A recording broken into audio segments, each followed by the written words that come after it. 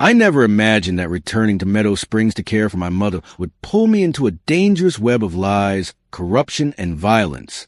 I grew up in this quiet neighborhood. The wraparound porch of my childhood home, the towering oak tree in the front yard where I used to swing, and the rows of vibrant roses my mother planted every spring. It was all a part of me. I thought coming back would be easy. I was wrong. 3 months ago, after my mother's heart surgery, I packed up my life in the city and moved back home. Mom had always been fiercely independent, but this time she needed help. Her recovery was slow, and I knew that being there for her was the right thing to do. The trouble started almost immediately. On my second day back, there was a sharp knock at the door. I opened it to find a woman standing there with perfectly styled blonde hair and a smile that didn't reach her eyes. She held a clipboard tightly to her chest, as if it was a weapon. "You must be Eleanor's son," she said in a tone that made it sound like an accusation. "I'm Diane Winters, president of the Meadow Springs Homeowners Association. Can I help you?" I asked, already feeling the tension radiating from her. She flipped through the papers on her clipboard with the precision of someone who'd done this many times before. "We need to discuss some violations." I frowned. "Violations?" "Yes." Diane's manicured finger jabbed at checklist. "The rose garden extends 8.5 inches beyond your property line, which is a direct violation of HOA landscaping rules. Also, the mailbox is painted sunset orange instead of the HOA-approved rustic terracotta. And the branches of your oak tree hang too low over the sidewalk, which is a safety hazard." I rubbed my temples. My mother just had heart surgery. Can this wait a few weeks? "Rules exist for a reason," Diane replied, her smile tightening. "You have 7 days to correct these issues or face daily fines." She handed me the paper and marched down the porch steps. Across the street, Frank Wilson, our elderly neighbor, waved at me. Later that evening, he showed up at the door with a casserole and some advice. "Watch yourself with Diane," Frank said, lowering his voice even though we were alone in the kitchen. "She's made it her mission to control every inch of this neighborhood. Last year, the Patels had to sell their house after Diane bankrupted them with HOA fines." "What for?" I asked, suddenly worried. "Their daughter's wheelchair ramp didn't match the approved design," Frank said, shaking his head.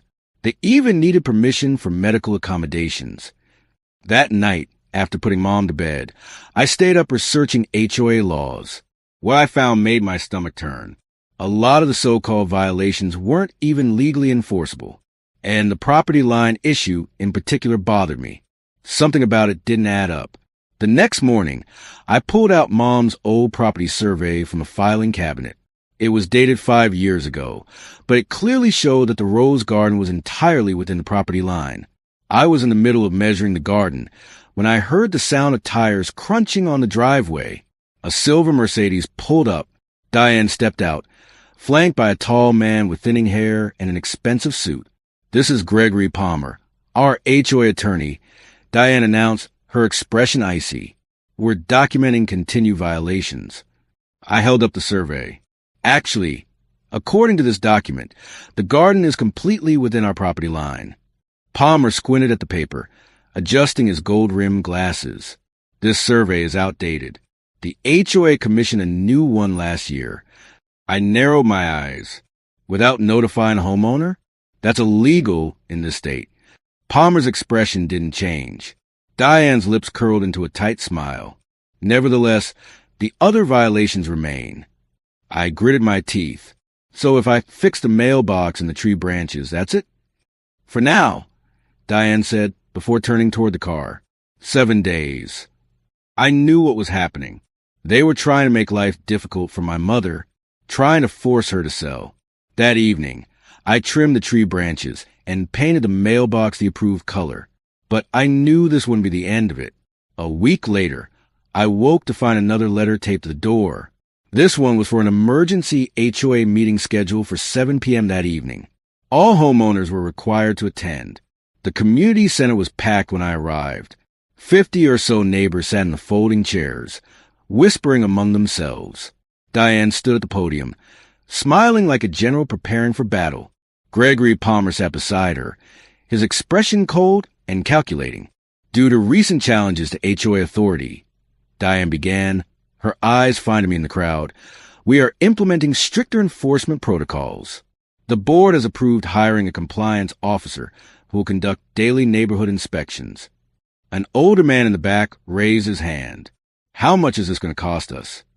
Dues will increase by $75 monthly. Diane replied smoothly. The room erupted in murmurs. I stood. May I ask a question? Diane nodded stiffly. Who owns the company being hired for compliance enforcement? Diane's hesitation told me everything.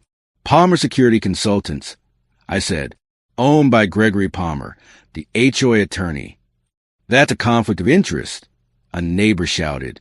More voices joined in. Diane's smile faded. Palmer adjusted his tie, clearly uncomfortable with the growing hostility in the room. After the meeting, Frank introduced me to Sarah Jang, who had served on the HOA board until resigning 6 months earlier. They're after your mother's property, Sarah whispered. It's not about rules or violations. They need the corner lots for the commercial rezoning plan. What rezoning plan? I asked. Sarah shook her head. Meet me tomorrow at the library. I'll show you. That night, I locked the doors and set the security system, but something felt off. At 2 a.m., I woke to the sound of footsteps outside. I peered through the blinds and saw figures moving along the edge of the property. The next morning, I discovered the front door was unlocked, though I was sure I'd locked it. When I checked Mom's filing cabinet, the property survey was missing. The next morning, I woke to the sound of heavy machinery. I ran outside to see workers digging up the rose garden. Diane stood at the edge of the driveway, smiling. What are you doing? I shouted. Implementing corrections. Diane replied, handing me a document. This grants us the right of access to remedy violations after the grace period. I pointed to the holes in the ground. This is illegal. Your mother signed the HOA agreement, Diane said, her tone cold. Officer Martinez arrived, but said the agreement gave them the authority to act. I watched helplessly as 30 years of my mother's gardening work was torn apart. That night, I found Mom crying on the porch. I'll replant them, I promised, though I knew it wouldn't be the same. The next day, Sarah met me at the library with documents and maps showing the rezoning plan. They're trying to secure the corner lots to build a commercial complex, she explained. Your mother's lot is crucial. I drove home, more determined than ever to protect our home. Mom was sitting on the porch, staring at the garden. Something's not right with the soil, she said quietly. I knelt down and examined the disturbed earth. That's when I saw it, a thin wire, barely visible, poking through the dirt. My heart hammered. Don't move, Mom. I whispered. What's wrong? I pointed at the wire. I don't know what this is, but it's not drainage equipment. Carefully, I backed away and called Officer Martinez. When he arrived, he took one look at the wire and turned pale. Get back, he ordered. I'm calling the bomb squad. My hands shook as I helped Mom inside. Through the window, I watched officers in protective gear carefully dig around the wire. Minutes later, one of the technicians approached. We secured the area, he said. You had M14 anti-personnel mines planted along your property line. My mother's hand flew to her mouth. Who would do this? I demanded. Diane. It had to be Diane. But why would the HOA go this far? I was about to find out. The bomb technician's words echoed in my head like a gunshot. M14 anti-personnel mines. Not just explosives, military-grade weapons. Buried beneath my mother's rose garden. My knees buckled as the weight of the revelation crashed down on me. If Mom had gone out that morning to water the garden, or if I had stepped in the wrong place, we would have been blown to pieces. A technician in a bulky suit approached the porch, removing his helmet. His face was damp with sweat, his expression grim. We secured the area, he said. There were 6 mines total. Each one could have killed anyone within a 15-foot radius. I felt the blood drain from my face. How? How did they even get military explosives? I asked. That's what we need to find out, said Sergeant Reynolds, a tall officer with a weathered face. His dark eyes were sharp as they scanned the yard. This isn't some amateur job. These were professionally planted and wired. Someone with serious connections supplied these. My mother's hand trembled as she gripped the arm of the chair on the porch. Who would want to hurt us like this? I already knew the answer. I need to report this to my superiors, Reynolds said, adjusting his bulletproof vest. We're going to have to treat this as an attempted homicide. Just then, Detective Wu arrived. She was in plain clothes, a dark jacket over jeans, but the sharpness in her eyes told me she meant business. She was shorter than me, with a calm but intense energy. Mr. Davis, she said, extending a hand. Detective Wu, I'll be handling this investigation. You need to start with the HOA, I said without hesitation. Diane Winters supervised the digging yesterday. The workers wore uniforms from Palmer Landscaping Services, Gregory Palmer's company. Wu's expression didn't change, but her pen moved quickly over her notebook. And you're certain about that? I have proof, I said. Frank Wilson across the street has security cameras. His system captured everything. Wu's eyes lit up. Let's pay Mr. Wilson a visit. Frank's cluttered home office smelled faintly of stale coffee. His desk was covered with old newspapers, a half-eaten sandwich, and a bank of monitors showing different angles of his property and the street. I installed the system last year after my car was vandalized, Frank explained as he typed commands into the system. It stores footage for 30 days. Frank scrolled through the footage until he reached the day the workers dug up the rose garden. The screen showed Diane Winters standing at the edge of our property, clipboard in hand, as workers in Palmer Landscaping uniforms dug neat, perfectly spaced holes. Wu leaned closer. Can you go back further? Frank scrolled back 3 nights earlier. At exactly 2:17 a.m., the camera captured 4 shadowy figures in dark clothing approaching the property line. Wu's eyes narrowed. Zoom in. The image quality wasn't perfect, but it was clear enough to make out the faces of Diane Winters, Gregory Palmer, and 2 men I didn't recognize. They carried duffel bags, working methodically as they buried small objects into the soil. Stop, Wu said. We've got them. My stomach twisted. That's attempted murder. Wu straightened, her mouth set in a hard line. It's more than that. This is conspiracy, illegal possession of military weapons, and possibly terrorism. What happens now? I asked. We'll need to search the HOA office in Palmer's business, Wu said. But first, we need to question Diane. As Wu made a call to her department, Frank leaned toward me. I told you, he said, his face pale. Diane isn't just a control freak. She's dangerous. Less than an hour later, I stood behind Wu as 2 uniformed officers knocked on Diane's front door. Diane opened the door wearing a silk robe and a carefully composed smile. Detective? She said, her tone light. Is there a problem? Wu's expression was ice cold. We have a warrant to search the premises. Step aside, Mrs. Winters. Diane's smile vanished. I want to call my attorney, she said.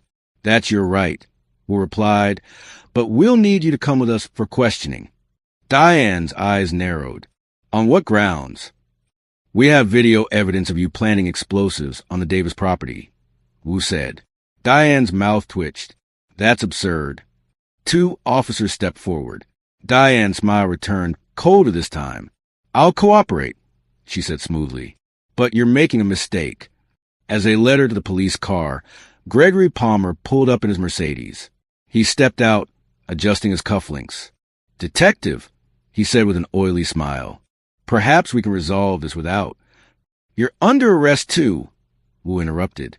Palmer's smile vanished as the officer handcuffed him. You can't be serious, Palmer protested. I'm an attorney. Tell it to the judge, Wu said. Later that evening, Wu called me. We searched Diane's house in Palmer's office, she said. We found blueprints, maps, and financial records linking the HOA to Apex Development. Apex. I repeated. Apex offered the HOA $5 million to secure the corner lots, Wu explained. They were planning to build a massive commercial complex. And my mother's house was in the way. I murmured. Exactly, Wu said. But there's more. We found military supply contracts linked to Palmer's law firm, meaning they acquired the mines illegally through military channels. My stomach tightened. This wasn't just about money, Wu continued. It was about control. Diane and Palmer were forcing people out through fines and harassment. If that didn't work, they escalated. To explosives, I said. To explosives, Wu confirmed. Later that night, I was sitting at the kitchen table with a cold beer when my phone buzzed. It was a text from an unknown number. Back off. Next time, we won't miss. My chest tightened. I showed the message to Wu the next morning. We traced it to a burner phone. Wu said, bought with cash. I ran a hand through my hair. They're still out there. Wu's mouth tightened. We'll get them, but you need to be careful. That afternoon, I was helping Mom trim what was left of the rose bushes when a silver BMW pulled up. Kyle Winters, Diane's son, stepped out. Kyle had always been a quiet presence at HOA meetings, usually slouched in the back, glued to his phone. He looked pale and jittery. I had nothing to do with the mines, Kyle said, his voice shaking. Wu stepped forward. Then why are you here? Kyle's hands trembled. Because I know what my parents were involved in. Keep talking, Wu said. Kyle swallowed hard. My dad was working with Apex directly. They didn't just want the property. They wanted to control the neighborhood for the rezoning project. But it wasn't only that. What else? I demanded. Kyle's eyes darted nervously toward the street. My dad said if they couldn't push people out through fines or harassment, they'd make it dangerous to stay. My blood ran cold. You mean the mines? Kyle nodded. Who supplied them? Wu asked. Kyle's gaze dropped to the ground. Apex had connections. Military contractors. My dad said they'd done this before in other communities. I stepped toward him. And you just let it happen? Kyle's face twisted in shame. I didn't know they were going that far. I thought it was just financial pressure. When I found out about the explosives, he shook his head. I couldn't stay quiet anymore. Wu's phone buzzed. She read the message and her expression darkened. They just arrested Diane, Wu said. But she's claiming it was all Palmer's idea. She's lying, Kyle said. Wu's gaze sharpened. Then help us prove it. Kyle nodded. I have evidence, he said. But you'll need protection. They're not done yet. Wu's mouth tightened. Then we'd better move fast. Kyle Winter sat across from Detective Wu in the small interrogation room, his hands clasped tightly together. His pale complexion and the nervous way he rubbed his hands together made it clear that he was terrified, but also ready to unburden himself. I didn't know they'd go that far, Kyle said, his voice shaking. Wu's expression remained sharp and calm as she slid a recorder across the table. Tell us everything you know. Kyle swallowed hard. It started about 2 years ago. My dad, Tom Henderson, started working directly with Apex Development. Apex wanted control over the neighborhood, but some homeowners refused to sell. That's when the HOA started targeting them. Through fines and harassment? Wu asked. Kyle nodded. At first, yeah, they'd find small violations, mailbox color, grass height, fence alignment, and hit the homeowners with massive fines. But some people still wouldn't budge. That's when my mom and Palmer escalated. How? Wu pressed. Kyle's eyes darkened. Intimidation. Vandalism. Accidents. He looked at me. Do you remember the Patel family?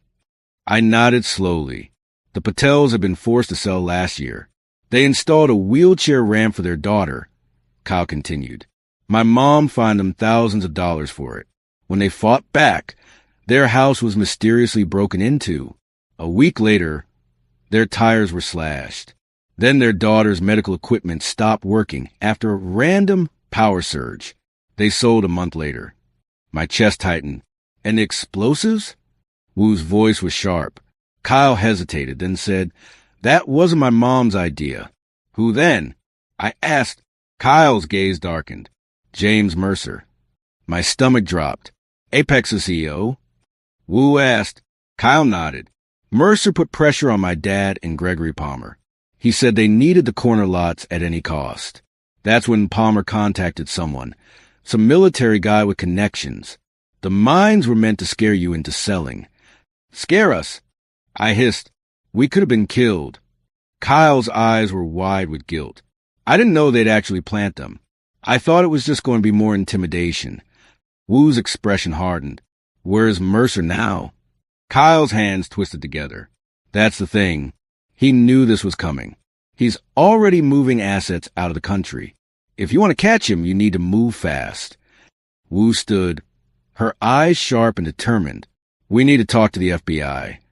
2 hours later, Wu and I sat in a dimly lit conference room with FBI agent Donovan.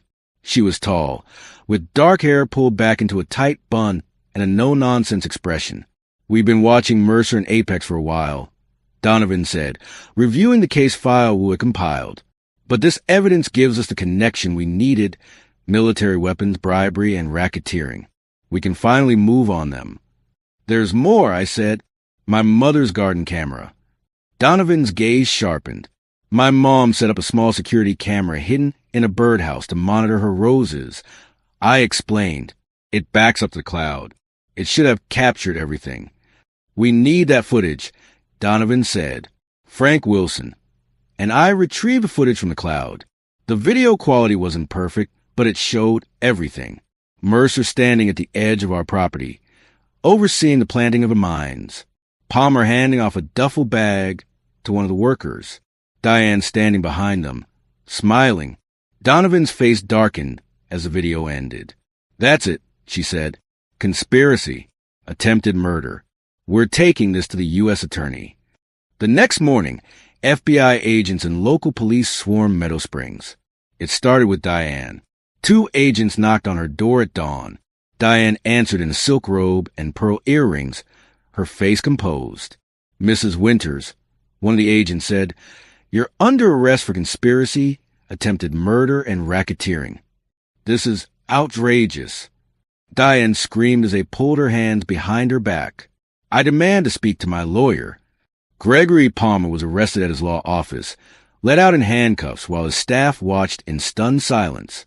Tom Henderson was caught trying to board a private jet at a small airstrip, his face twisted in fury as the agents pinned him to the ground. The biggest catch came at Apex headquarters. James Mercer was let out of the building in handcuffs, his face calm despite the cameras flashing in his face. "This is a misunderstanding," Mercer said coolly. Agent Donovan stepped toward him. "No, Mr. Mercer, this is organized crime."